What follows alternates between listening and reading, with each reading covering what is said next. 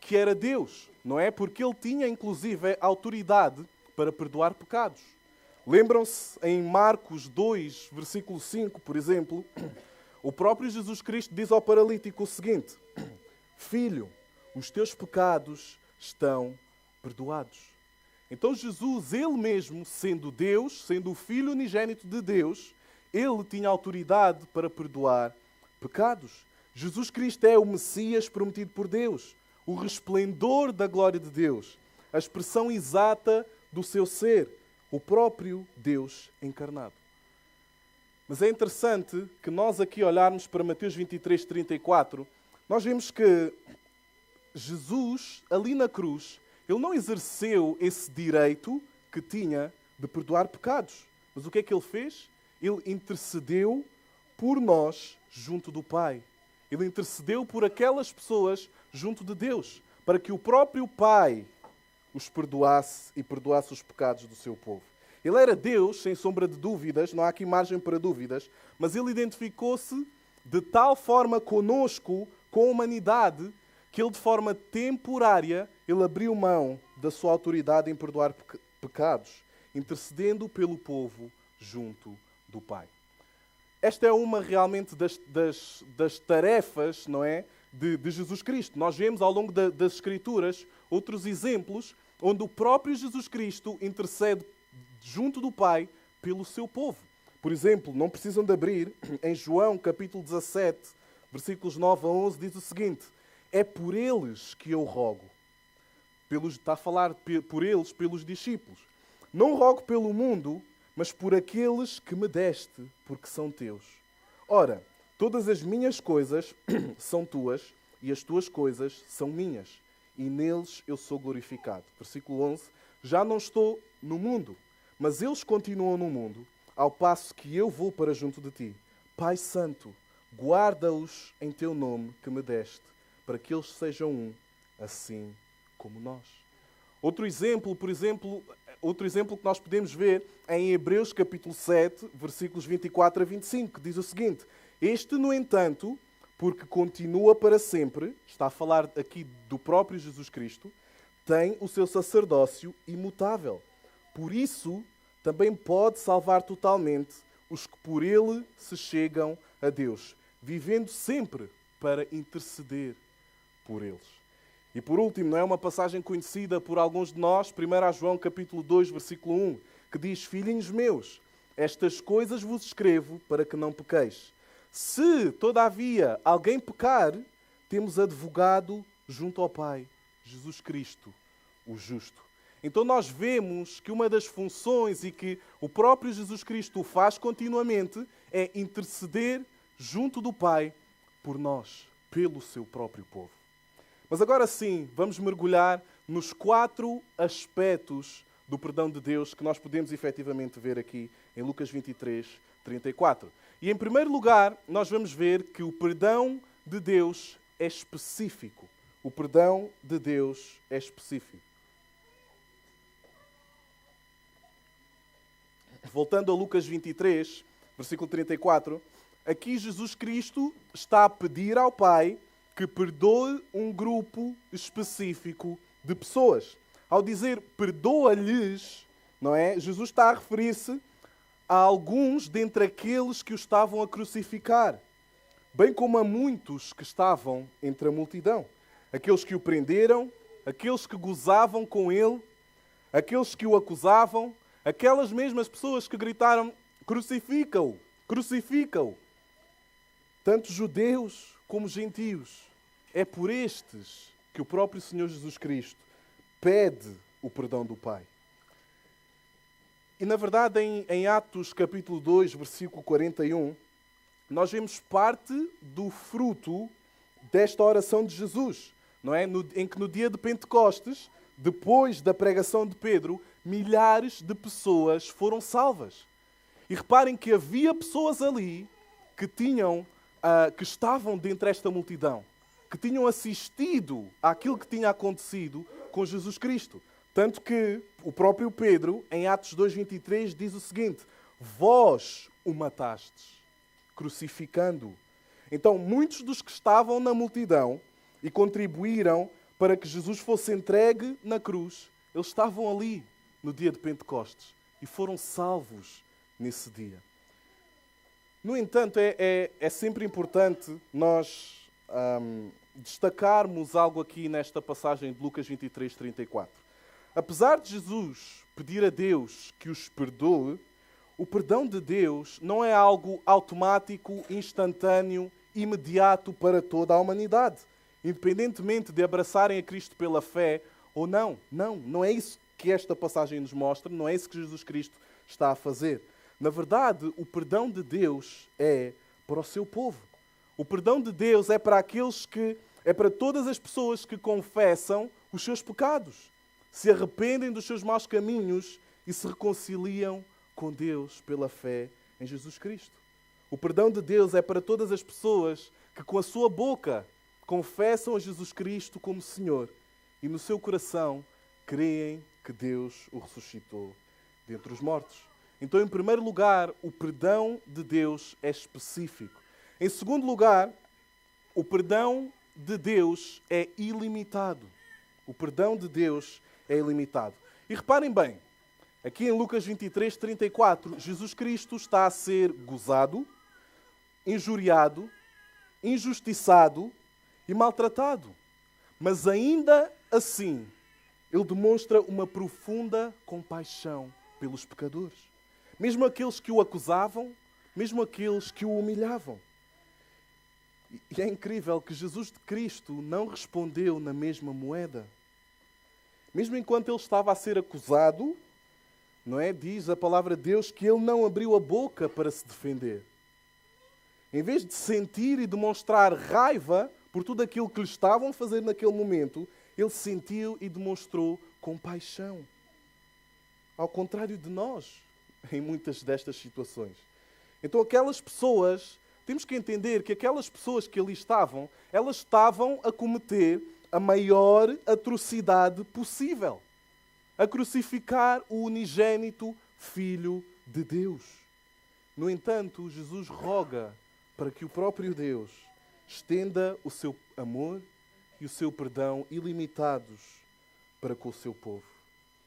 E deixem-me dizer-vos que não há pecado demasiado grande para que o sangue de Cristo não possa limpar, perdoar e purificar. Deus nunca rejeita um coração arrependido.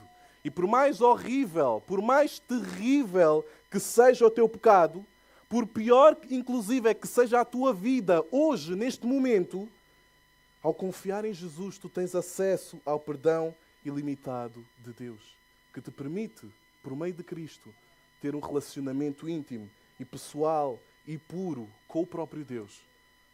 Não só durante esta vida, mas para todo o sempre.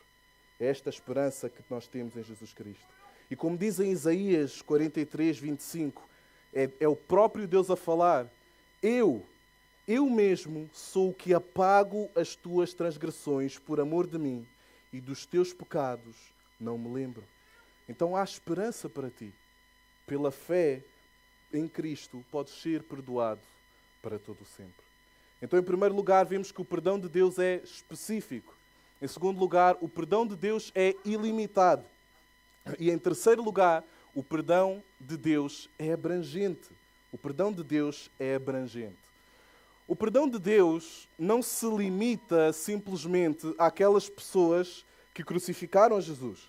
O perdão de Deus não é simplesmente para as pessoas daquele tempo. Nem sequer é apenas para os judeus. É para judeus e gentios. É para portugueses. É para brasileiros. É para espanhóis. É para angolanos. Deus não faz acepção de pessoas. Porque Ele não perdoa com base naquilo que eu e tu somos, mas sim com base na sua graça e na sua vontade. Vamos deixar aqui a marca em Lucas e vamos abrir em Efésios capítulo 2.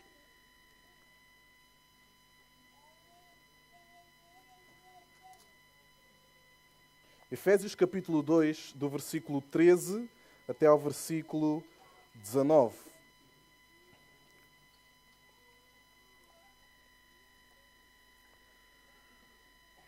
Efésios 2, do versículo 13 até ao versículo 19. E diz assim a palavra de Deus em Efésios 2, versículo 13. Mas agora, em Cristo Jesus, vós que antes estavam longe, fostes aproximados pelo sangue de Cristo. Porque Ele é a nossa paz, o qual de ambos fez um. E tendo derribado a parede da separação que estava no meio, a inimizade, aboliu na sua carne a lei dos mandamentos na forma de ordenanças, para que dos dois criasse em si mesmo um novo homem, fazendo a paz, e reconciliasse ambos em um só corpo com Deus por intermédio da cruz, destruindo por ela a inimizade. E vindo, evangelizou paz a vós outros que estáveis longe, e paz também aos que estavam perto, porque por ele ambos temos acesso ao Pai em um Espírito. Assim, já não sois estrangeiros e peregrinos, mas concidadãos dos santos, e sois da família de Deus, edificados sobre o fundamento dos apóstolos e profetas, sendo Ele mesmo, Cristo Jesus, a pedra angular.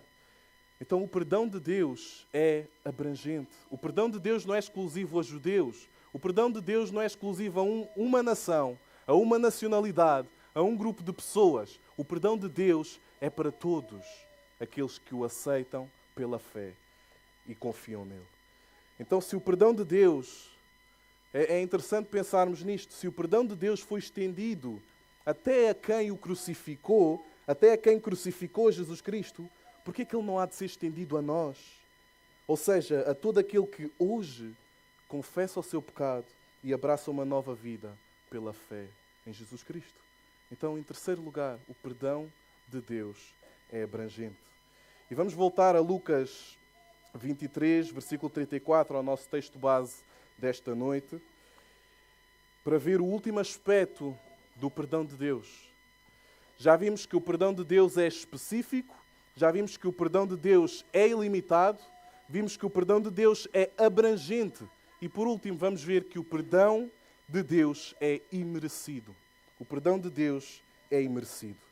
Eu vou ler novamente Lucas 23, 34, a primeira parte. Diz: contudo, Jesus dizia: Pai, perdoa-lhes, porque não sabem o que fazem. E Jesus usa aqui esta expressão: não sabem o que fazem. Agora reparem, a multidão em si, ela estava consciente, não é? Quando eles gritavam para Jesus ser crucificado e soltar Barrabás. A multidão estava consciente. O próprio Pilatos sabia que estava a condenar um homem inocente. Vemos esse relato na palavra de Deus. E esta expressão de Jesus, então, perdoa-lhes porque não sabem o que fazem, não significa que as pessoas eram menos culpadas. Okay? As pessoas, elas não sabiam o que faziam porque elas estavam espiritualmente cegas. E elas não se deram conta, na verdade, de que Jesus Cristo era o Messias prometido, o Deus encarnado. Como diz em 1 Coríntios 2, 7 e 8, não precisam de abrir, eu vou ler para vocês, diz: mas falamos a sabedoria de Deus em mistério, outrora oculta, a qual Deus pré-ordenou desde a eternidade para a nossa glória. Sabedoria essa que nenhum dos poderosos deste século conheceu. E reparem bem esta parte. Porque se a tivessem conhecido, jamais teriam crucificado o Senhor da glória. Então, eles, na verdade, eles não entendiam, eles não sabiam o real valor, a real importância de Jesus Cristo. Que Ele seria o Salvador do mundo, que Ele era o Messias prometido por Deus. Eles não sabiam disto, não se davam conta disto. Mas isto não significa que eles são menos culpados por isso. Porque Deus, na verdade, Ele não baixa o seu padrão de justiça ao nível da nossa ignorância. Então, todo e qualquer pecado, mesmo aqueles cometidos por nós com algum tipo de ignorância, todo o pecado ofende o caráter santo de Deus. Como diz em Romanos 1:20, diante de Deus, todos nós, sem exceção, somos indesculpáveis. Nenhum de nós tem desculpa diante de Deus para merecer o seu perdão. E por vezes nós não temos ideia da grandeza do nosso pecado, porque nós não compreendemos a grandeza do nosso Deus. Mas a realidade é que o perdão de Deus é imerecido. Nós não o merecemos. E ninguém se pode gloriar na presença de Deus. Como diz em Efésios, mas Deus, sendo rico em misericórdia, por causa do grande amor com que nos amou, e estando nós mortos nos nossos delitos, nos nossos pecados, nos deu vida juntamente com Cristo. Pela graça sois salvos. Nós somos salvos inteiramente pela graça de Deus. Então o perdão de Deus é específico, o perdão de Deus é ilimitado, o perdão de Deus, em terceiro lugar, vemos que o perdão de Deus é abrangente e, por último, o perdão de Deus é imerecido. E Corrie ten Boom, que foi uma escritora holandesa que ela ajudou, na verdade, no tempo da Segunda Guerra Mundial, ela ajudou a salvar a vida de muitos judeus ao escondê-los dos nazis durante a Segunda Guerra Mundial. Esta mulher, ela disse as seguintes palavras sobre o perdão. Foi em 1947. Eu vim da Holanda para derrotar a Alemanha com a mensagem de que Deus perdoa. Era a verdade que eles mais necessitavam ouvir naquela terra amarga e bombardeada, e eu dei-lhes a minha imagem mental favorita. Talvez porque o mar nunca esteja longe da mente de um holandês, eu gosto de pensar que é lá que são atirados os pecados perdoados. E ela disse o seguinte: quando confessamos os nossos pecados, Deus os lança no oceano mais profundo, desaparecendo para sempre. Então Deus coloca lá uma placa que diz: é proibido pescar. Na verdade, Deus perdoa os nossos pecados de uma vez por todas. E Ele não volta a tirar-nos o nosso pecado à cara. Então nós, em Jesus Cristo, temos acesso ao perdão de Deus. Apenas através de Jesus é que os teus pecados podem ser perdoados para sempre e nunca mais te serem atirados à cara.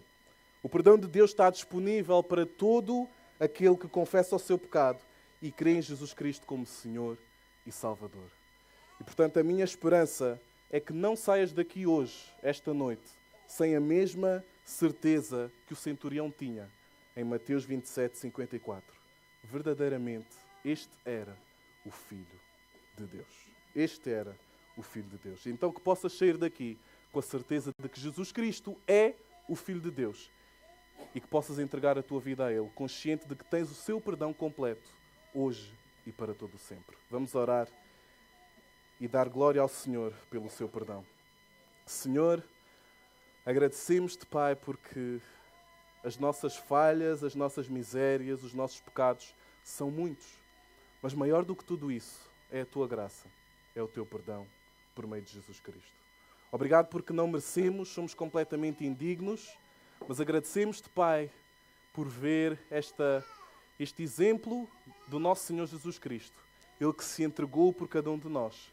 Ele que se fez injusto para que nós possamos ser declarados justos diante de Ti e ter acesso à Tua presença para todo o sempre. É isso que desejamos, Senhor. Oramos para que o nosso coração se alegre em Ti, para que o nosso coração entenda, para que nós realmente possamos entender quem nós somos. Falhos, pecadores, indignos, merecedores do inferno e da condenação eterna. Mas em Jesus Cristo, Senhor, nós podemos ser perdoados, podemos ser limpos, podemos ser resgatados da morte eterna e ter a confiança e uma esperança além desta vida, além da morte. A esperança é essa que está somente assente em Jesus Cristo.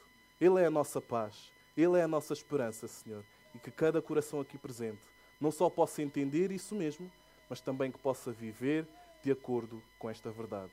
Que efetivamente Jesus Cristo se entregou por nós, mas Ele vive para sempre. E nós podemos também viver juntamente com Ele para todo o sempre. Este te pedimos no nome do Senhor Jesus. Amém.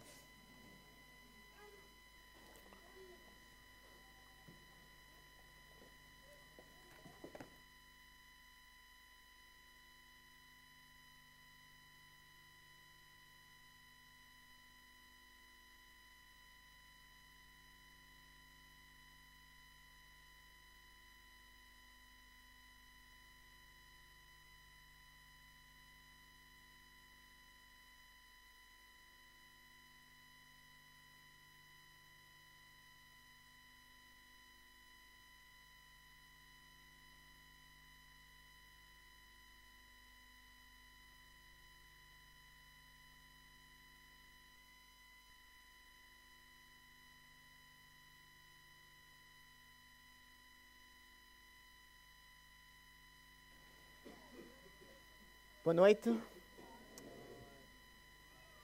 Se existe algo que chateia qualquer um de nós, é quando nós fazemos uma compra, por assim dizer, cara, e passado um tempo, este produto entra naquilo que nós chamamos de avaria. Justo passado 2 ou 3 dias da garantia vencer. Seguramente já aconteceu conosco. Lembro-me perfeitamente a primeira vez que comprei o meu portátil. Estava super contente. E eu e a minha esposa estávamos a trabalhar naquela altura na nossa igreja, a querida Igreja Batista do Miratejo. Nós estávamos a trabalhar nas coisas de Páscoa. Estávamos a orientar tudo o que era a parte de música, vídeos. Então estávamos num trabalho intenso. E exatamente naquele momento que estávamos a fazer todo o grande final de toda a programação, o meu computador morre. Exatamente naquele momento, simplesmente apaga, termina a tarefa e ficamos com toda a informação retida naquele computador. Faltavam 2 dias para o programa e nós tínhamos muita coisa ainda por fazer. Dependia, uma parte estava pendente de que nós pudéssemos avançar depois a seguir. Rapidamente agarro no computador, ainda faltavam algumas horas para o culto de oração começar. Agarro o computador, vou ao Mada Fórum e tento perceber o que está a acontecer. Eles disseram, não há vida realmente. Foi a placa-mãe, foi a vida. Então eu disse, ao menos tira o disco do que está aqui para que eu possa continuar a trabalhar. E lá tive que comprar uma capa, fazer daquele disco um disco externo, e ter acesso a tudo que estava na informação. No processo, no sangue quente de todas as coisas, eu só queria salvaguardar de que tudo que estava ali dentro ainda tínhamos e nós tínhamos condição de continuar a trabalhar. Mas tinha passado exatamente 2 anos e 2 dias da garantia. Não tinha mais o que fazer. É terrível quando nós não temos garantias sobre as coisas que tanto desejamos. Sabem, no texto que nós estamos a ver hoje, há um brado de garantia. Acompanhe-me o capítulo 23, versículo 42. Diz assim o texto. E acrescentou Jesus. Lembra-te, e acrescentou, Jesus, lembra-te de mim quando vieres no teu reino. Jesus lhe respondeu, em verdade te digo, hoje estarás comigo no paraíso. Amada igreja, amados aqui presentes, esta cena foi uma cena terrível. Ali na cruz, estavam todos numa cena horrível de se ver, como nós podemos imaginar pelo vídeo que nós vimos inicialmente, bem gráfico. Creio que deverá ter sido algo pior. Porque nós estaríamos a sentir na realidade, ali presente, toda esta agonia em direto. Para a multidão e para as autoridades ali presentes, naquele lugar estavam 3 malfeitores condenados à morte. Naquela cena havia dois ambientes. Aquele que a multidão estava a viver aos pés da cruz, e os que os 3 condenados estavam a viver pendurados, cada um na sua cruz, cá em cima. Considerando os versículos anteriores, sabemos que aos pés da cruz, muitos pensamentos e palavras estavam a ser tecidos e acusações e grande euforia. Mas lá em cima, no alto, entre as cruzes, um outro ambiente tomava forma. Surge uma conversa entre 3 condenados. Condenados à morte. E essa conversa começa da parte de um dos malfeitores. Versículo 39, neste capítulo, diz o seguinte. Um dos malfeitores crucificados blasfemava contra ele, dizendo, não és tu o Cristo? Salva-te a ti mesmo e a nós também. Agora, avaliemos este coração deste primeiro malfeitor. O homem que está no fim da sua vida. Ele sabe que a crucificação vai levá-lo à morte.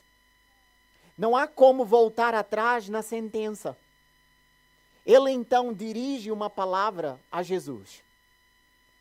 O texto bíblico diz que ele blasfema contra Jesus, mas mesmo que o texto não dissesse algo, reparem no tom da sua fala. O ambiente do seu discurso, a ironia que ele está a usar é perceptível. Não és tu o Cristo? As suas palavras expressam uma ideia para além das suas próprias palavras. Como se nas suas palavras pudesse se abrir uma cortina e descobrir o interior do seu coração nas suas emoções. Na realidade, a sua palavra é moldada e propositadamente proferida em tons de ironia e sarcasmo. Lucas diz que ele blasfema. E por quê?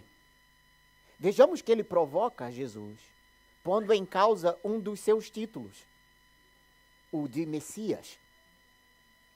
Cristo é um título messiânico, que revela a intenção divina de que em Jesus veríamos o ungido, o escolhido, o Messias.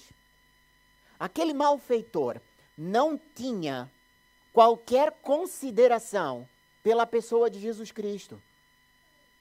Na realidade, a sua pergunta basicamente é: tu não és o tal ungido? Aquele Jesus ungido? Ele conhecia o conteúdo profético das Escrituras, seguramente. Ele diz: salva-te a ti mesmo e a nós também. Ele conhecia o conteúdo profético das Escrituras de alguma maneira, por mais que fosse um malfeitor ali crucificado naquela cruz. Ele continua então dizendo: salva-te a ti mesmo e a nós também. A sua fala faz-nos perceber que o malfeitor relaciona o título de Cristo com poder. Porque se ele é o Messias, ele pode descer da cruz, salvar-se a si mesmo e salvar-nos a nós. E fica tudo resolvido. Talvez o facto de que foi recebido em Jerusalém, o próprio Jesus Cristo, ali em Jerusalém como rei de Israel, há alguns dias atrás, veio para livrar o povo. O povo pensava que Jesus tinha vindo para lutar e vencer as potestades romanas. E se ele veio da parte de Deus e veio para reinar sozinho sobre Israel, libertando o povo das mãos dos romanos, ele poderia ter uma solução para aquela que era a execução de 3 condenados na cruz do Calvário. Então, salva-te a ti mesmo e salva-nos a nós também. Se ele veio da parte de Deus, ele pode fazer este grande milagre. Mas também, há outra coisa que poderia estar presente na mente deste malfeitor. O desejo impelido pela multidão de zombar de Jesus, porque agora todos viam que ele não era poderoso, coisíssima nenhuma, porque estava cravado numa cruz. Estava mesmo a gozar com a impotência e a passividade diante de Jesus daquela execução. Ali também estava um outro malfeitor, que Mateus e Marcos vão descrever, que participava inicialmente do escárnio, de todo aquele gozo e desprezo que estava a ser manifestado à pessoa de Jesus Cristo. Ambos estavam a morrer e a zombar de Jesus, mesmo sendo executado de forma tão horrível. A frase salva-te a ti mesmo no texto, e a nós também expressa algo importante sobre o coração daquele malfeitor. Não tinha um sentido espiritual. Este homem não estava preocupado com a sua vida espiritual.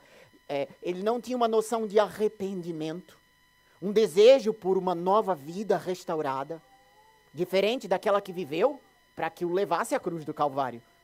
As suas palavras ecoavam um pensamento interno, presente no seu coração, apesar de um tom de escárnio verbalizado pelas suas palavras e visível a todos. Aquele malfeitor expressa-se como alguém que estava em profundo sofrimento, vendo a sua vida chegar ao fim, e a única coisa que poderia desejar naquele momento era uma chance de sair dali e uma oportunidade para uma nova vida. Ou talvez a mesma vida. Mas essa vida seria portar-se moralmente bem ou astuciosamente, viver nos crimes que o seu coração desejava, mas agora de forma mais inteligente, para que não pudesse ser apanhado nos seus crimes.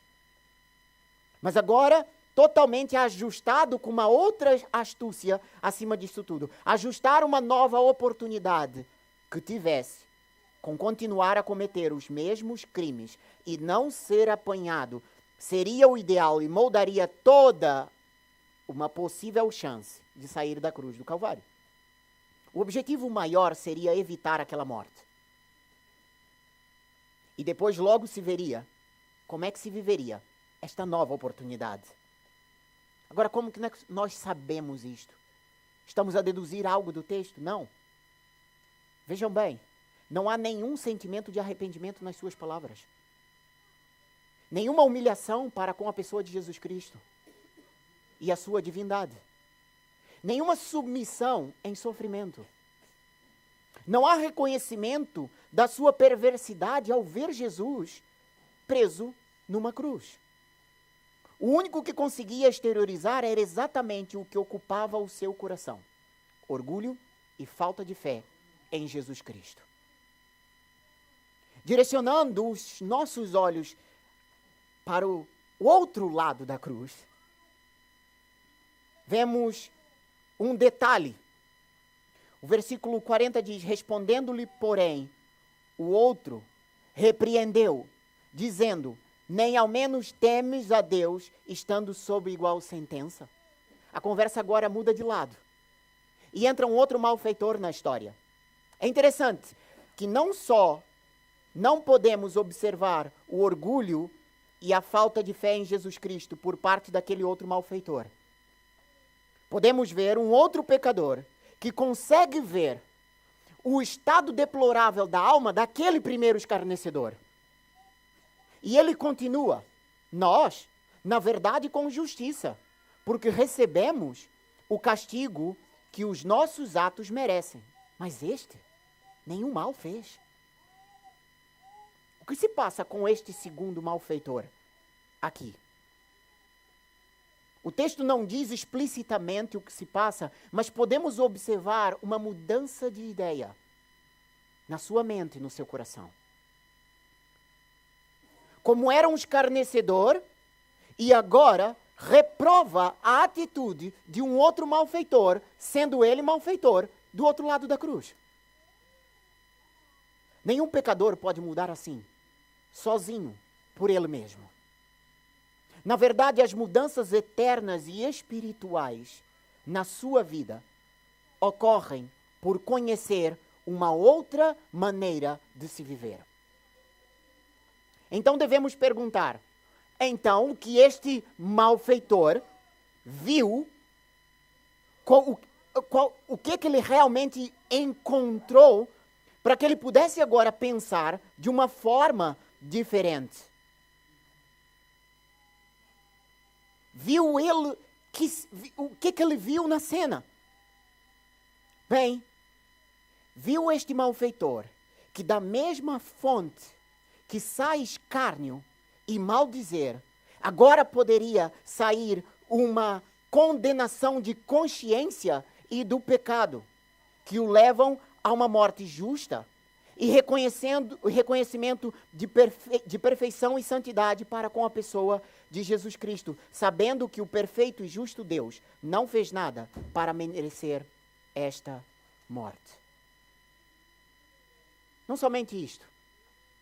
Ele ouviu a seguinte frase de Jesus Cristo: Pai, perdoa-lhes, porque não sabem o que fazem.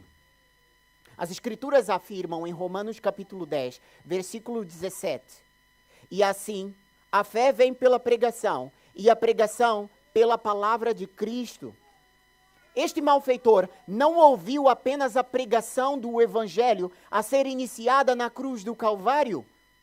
Este pecador ouviu o Evangelho do próprio Evangelho encarnado. Mas não foram boas notícias que ele ouviu.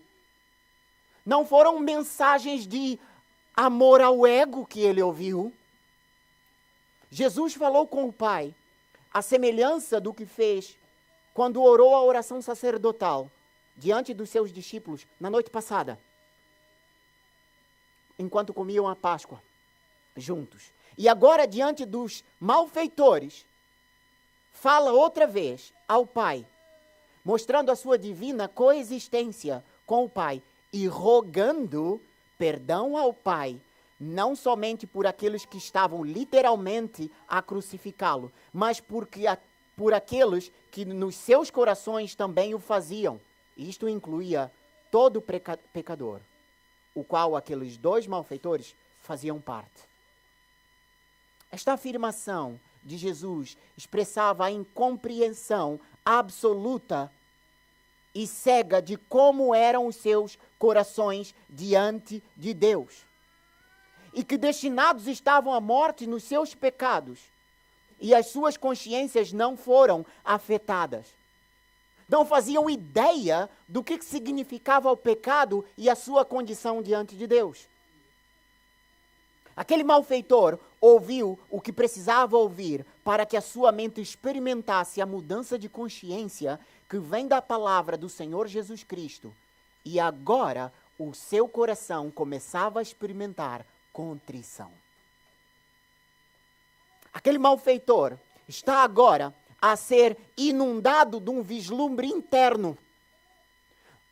O palco da sua vida tem uma cena e as cortinas abriram e ele é o principal espectador do seu coração. Na sua mente e coração está a acontecer esse vislumbre sobre ele mesmo, sobre quem é o crucificado que está ao seu lado. O escárnio e blasfêmia que começam a derreter dentro do seu coração e escorrer de dentro para fora do seu coração, a semelhança do seu sangue que escorria de dentro do seu corpo para fora. E o seu homem interior estava a morrer. Literalmente sendo crucificado com Cristo. Por esta obra está a acontecer algo dentro do coração. Este malfeitor dá forma prática às palavras do apóstolo Paulo em Romanos 10:10. Porque com o coração se crê para a justiça e com a boca se confessa a respeito da salvação. Este malfeitor apenas tem forças para continuar a sua fala, mas agora direcionada a Jesus. Lembra-te de mim quando vieres no teu reino. Nem o povo, nem os governantes, nem os romanos que ali estavam, nem sequer o outro malfeitor compreendeu o que realmente estava a acontecer ali naquela cruz. Mas este malfeitor, pela graça concedida, percebeu toda a verdade suficiente para naquele momento clamar por socorro.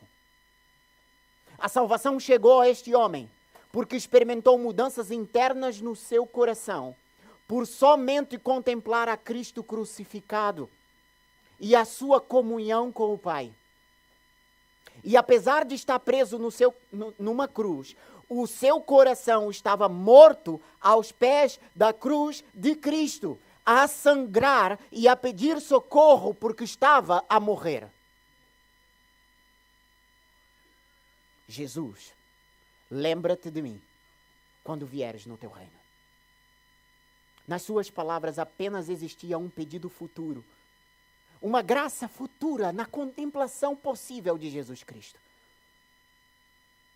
Ainda na vinda de Jesus Cristo para estabelecer o seu reino, mostrando que a certeza, pela fé, de tudo o que Jesus conquistara no futuro, seria também vista por ele. A fé faz isso. A fé faz isso. Jesus, então, entra ativamente na conversa no alto das cruzes, onde a multidão não sabia o que estava a acontecer. E traz em poucas palavras um selo, uma garantia. Em verdade te digo que hoje estarás comigo no paraíso. Morre, malfeitor. Morre. Mas descansa. Sobre a tua vida está o selo da garantia da parte de Cristo crucificado. Seriam talvez as palavras em paráfrase de Jesus Cristo. Malfeitor, não somente serás lembrado no tempo do estabelecimento do reino, senão que sobre ti, malfeitor, está a promessa de que não um dia no futuro, mas hoje, malfeitor, a tua salvação chegou.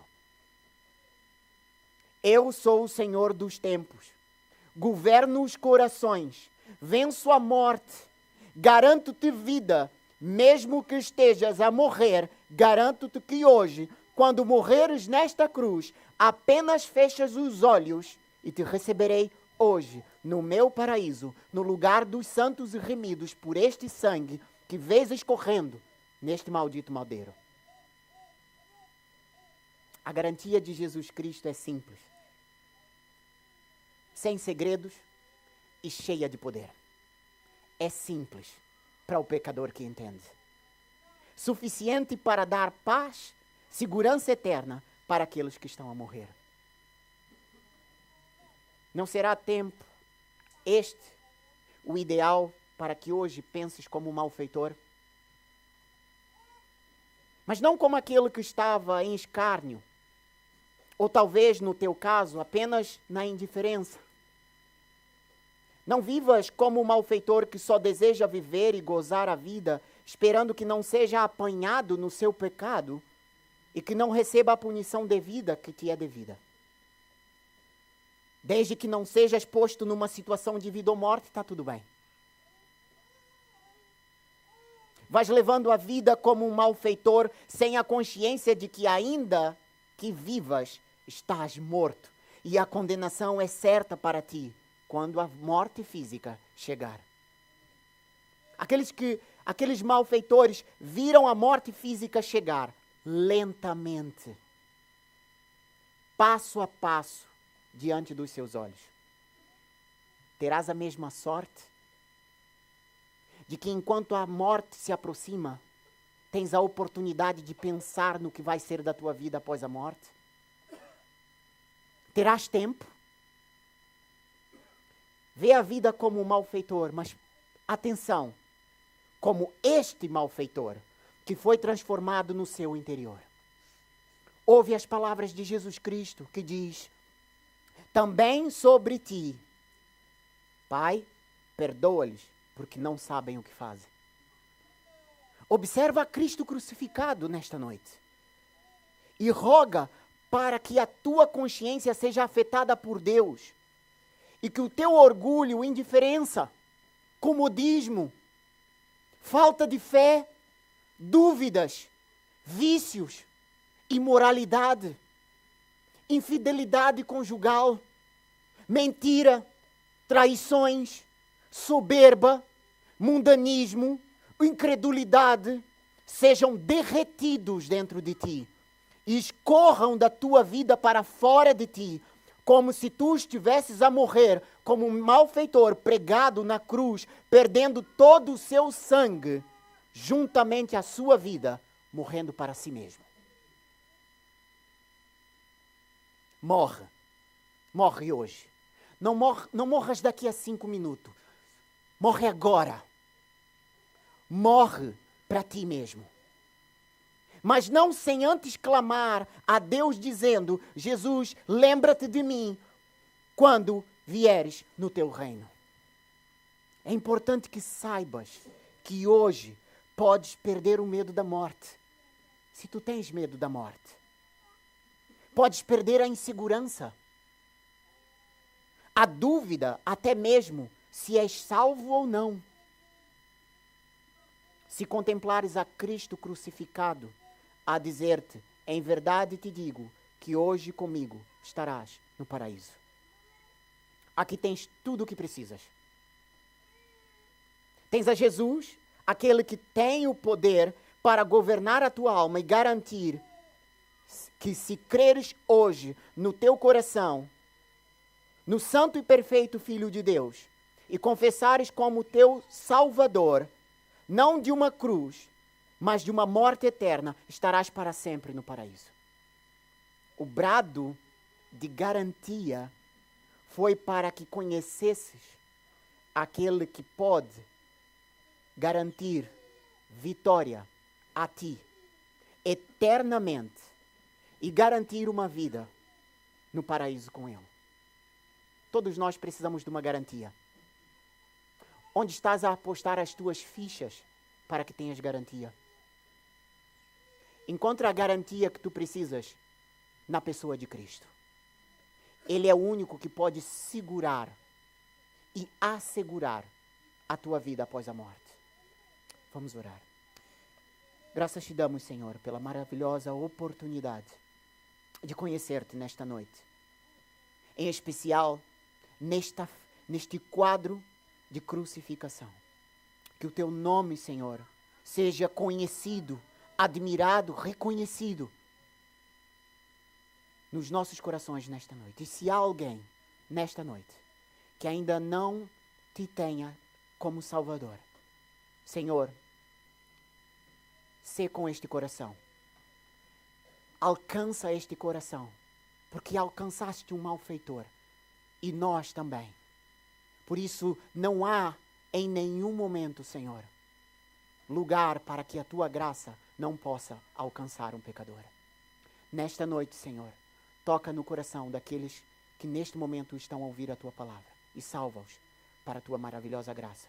Louvor do teu nome, para todo sempre. É o que nós te pedimos, no nome de Jesus. Amém.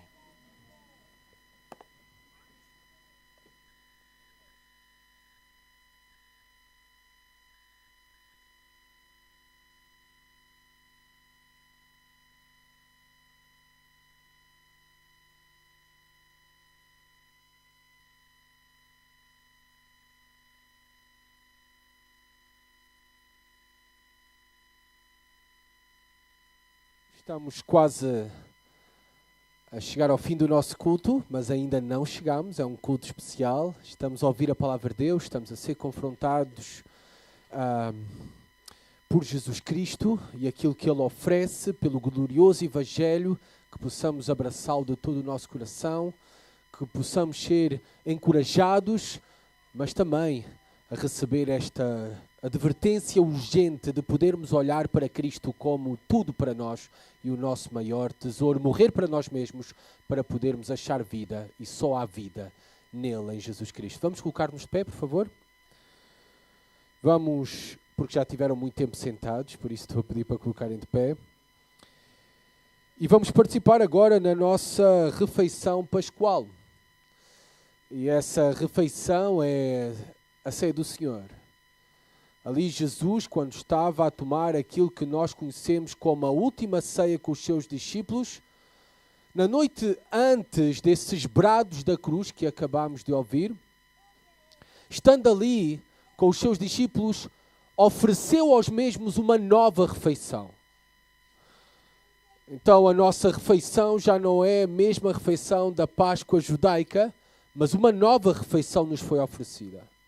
Essa refeição foi pão, vinho, em que pudéssemos tomar o pão, comer do pão e tomar o cálice em memória dele. Interessante. Em memória dele. Porque ele é tudo para nós. Ele é o caminho, a verdade e a vida. E é isto que agora vamos fazer neste momento. Antes de forma a prepararmos os nossos corações e vermos efetivamente este momento da última ceia em que Jesus Cristo estabeleceu uma nova refeição, que é uma refeição para todo o sempre. É uma refeição que antecipamos também que nós voltaremos a comer fisicamente com Ele para todo o sempre. que o nosso destino não é os 7 palmos debaixo da terra, mas é um destino glorioso, sentado à mesa do Rei para todo sempre. É isto que celebramos, é uma celebração esta noite, é uma celebração especial, esta refeição, a ceia do Senhor. Vamos abrir as nossas Bíblias, por favor, agarrem as vossas Bíblias.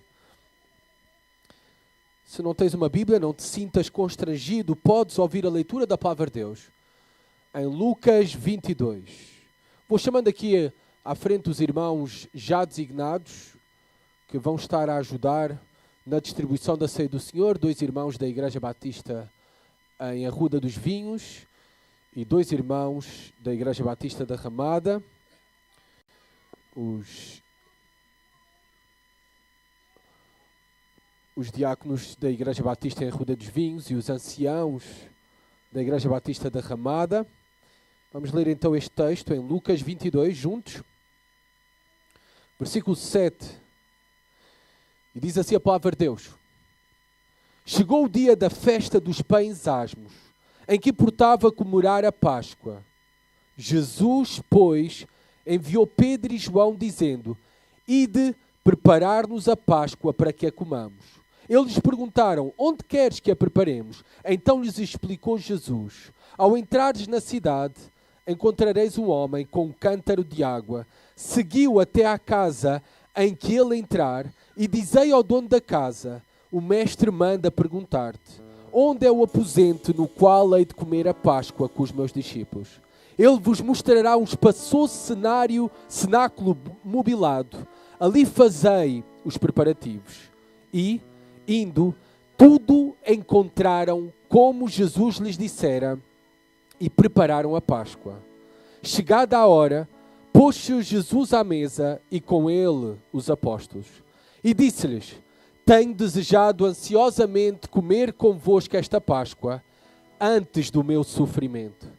Pois vos digo que nunca mais a comerei, até que ela se cumpra no reino de Deus.